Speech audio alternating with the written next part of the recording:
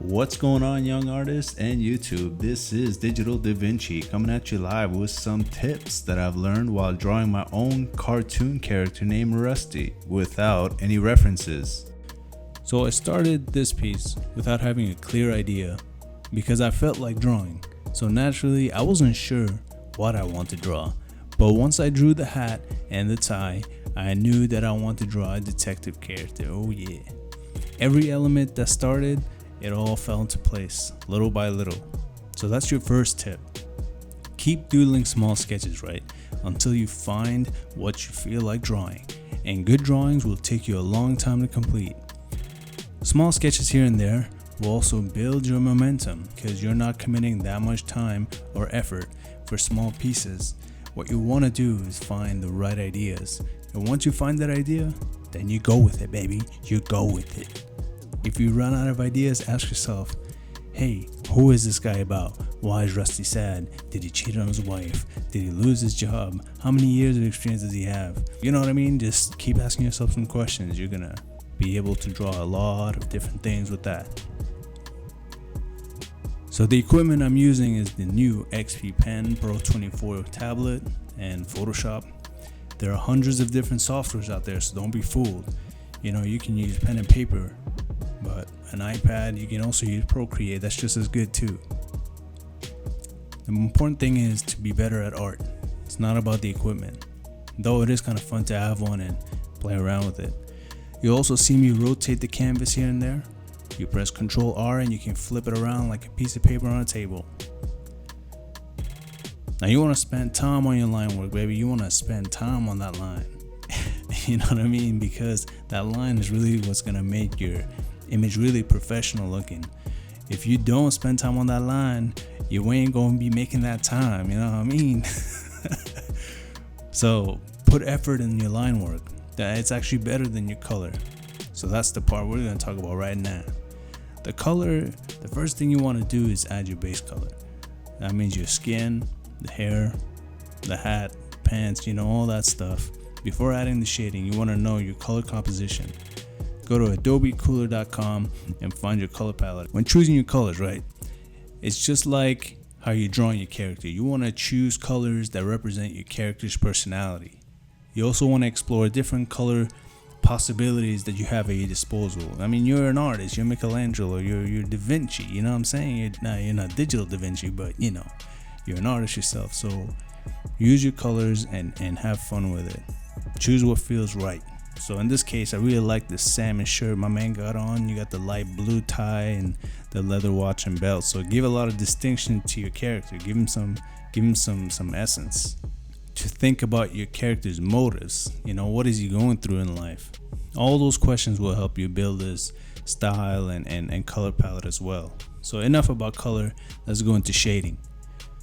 Now with shading, let's keep it simple. You want to go around the contours. You want to go behind projecting elements in your character's face or body. So anything that's behind it, that's obviously where you're going to add the shadows. But the most important thing about shadows is understanding where the darkness is coming from. In this case, the hat. And on top of that, you also want to choose pink shadows instead of just picking the skin and then making it darker. Nah, you want to be original, baby. You want to make it as nice as possible. So mix some pink in there and some charcoal gray and have yourself a ball. You know what I mean? Also use the crisp lines we're talking about for your shadows. You want to stay consistent with everything. You don't want to just do crisp lines and then sloppy shadows. No. That's not how we do it here at Digital Da Vinci, man. That's not how we do it. We have to make everything crisp. The lines, the shadow, the composition, everything has to be clean. You know what I mean? So once you got the shadows down, you can also add some more detail to your clothing. In this case, I wanted him to have a pinstripe, you know what I mean? Pinstripes tie and pinstripe shirt, pinstripe pants, everything pinstripe. Why? Because I felt like it added to his style, and also it made him more and more appealing to look at because he's from Chicago, so he's from the 1940s and he's got a cigarette in his mouth and he's sad. That's how we do it. So once you're happy with the colors, incorporate some more textures, meaning in this case we looked at the rim of his hat and we added some lines to make it look like some Louis Vuitton, and just have fun and add some more details so People can look at it and be like, oh, that's neat, you know, that's pretty cool. I don't know about that. Yeah, exactly. You want to have some questions. You want to have some elements in there that catches people off guard. If you guys are enjoying my content, please feel free to like and comment to this video. I'm sure you have a lot of questions for me. I would love to answer them, and I appreciate you subscribing to the channel. So let's keep going. As you can see here, we're adding the final touches before we move on to the background. Some chin action, the nose, and also the highlights. One special tip about the highlights, just like the shadows, use interesting colors and not just the boring white. Alright, that's how we do it. Once you got all your highlights in, and your shadows look good, and your lines are good, and your character's good, we're going to go ahead and move to the environment. Now with the environment, we know we want to make a film noir. Downtown scenery in Chicago in the 40s, right? So similarly, gather some information from Google and make sure you get some similar elements so you can add it to your piece. Also ask yourself some questions. Really ask yourself, is this day or night? So in this case, we went with a night theme. How does your character feel in this environment? Obviously, he said, what kind of people live here? Shady. Respectively, ask yourself and execute based on what you find interesting. Does that make sense? Now with the rule of thirds, you want to use rules like it and the complementary color wheel shown here. This will ground your character in the world and also add some beautiful artwork to it. You know, you don't want to be just too bland and having black and white all the time. You want to have some blue and yellow and mix and match it, and then different shades. You know, you know what it is. You're an artist, so be confident with your work and go with it. Anything close to the foreground, add some details. Anything in the background, omit details. We don't need to talk about that.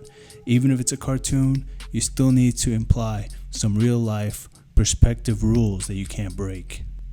What I like to do before jumping in something is to draw outlines and mixing and matching different sceneries and different elements, different objects. So cars, characters, signs, mailboxes, animals, anything you want.